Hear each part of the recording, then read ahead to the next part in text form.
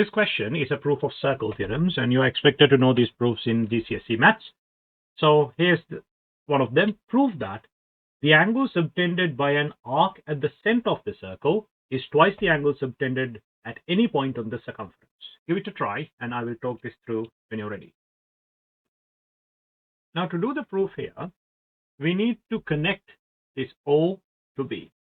Now, I'm going to first tell you the idea behind the proof, because that is different to how you actually present it. When you present it in an exam, you do it to get full marks, all the letters and everything correct, and OA, OB, whatever, all that stuff.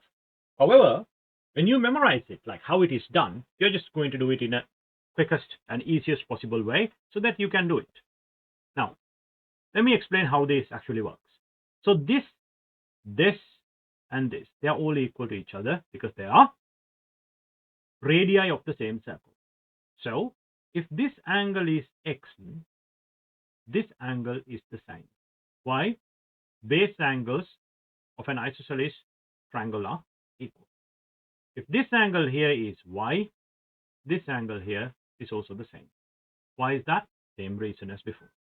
Now, if this is y and this is y, this will be 180 take away 2y. So how do I know?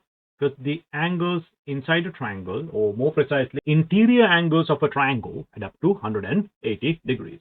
So that's 180 take away 2y. Now, similarly, this one here is 180 take away 2x. Now, I can get an expression for the angle AOC here. So how do I do that? This angle here is 360 degrees. Take away the sum of these two, because angles about to point add up to 360. So let's take away the sum. So let's do the sum first. 180 take away 2x, add 180 take away 2y. Now you can see that's 360 there. Now take away, open brackets. Now inside the brackets I can see 180 add 180 is 360. Take away 2x, take away 2y. Take away 2x, take away 2y. Now I can multiply by this negative bracket. So imagine as if there's a 1 here. So you get 360. Take away 1 times 360 is 360. Negative 1 times negative 2 is positive 2x.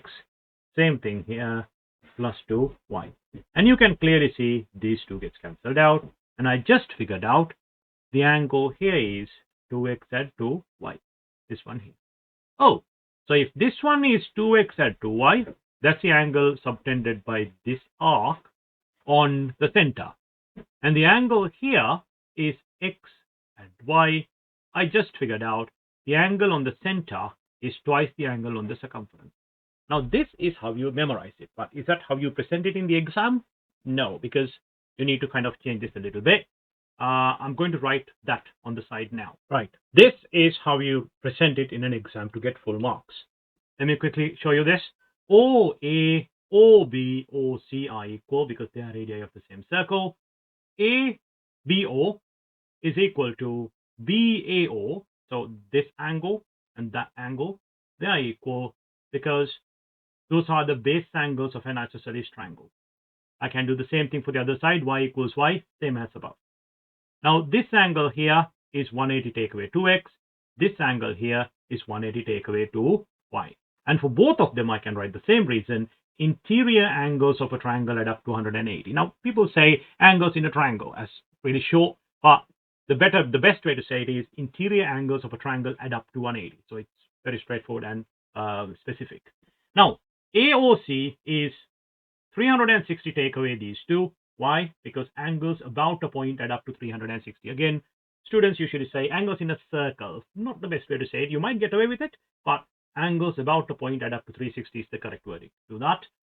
AOC is equal to 2x add 2y. Now, you can factorize 2 out, and you can see the expression for AOC is 2 times x add y. ABC is x add y. So I just proved that AOC is twice as much as ABC.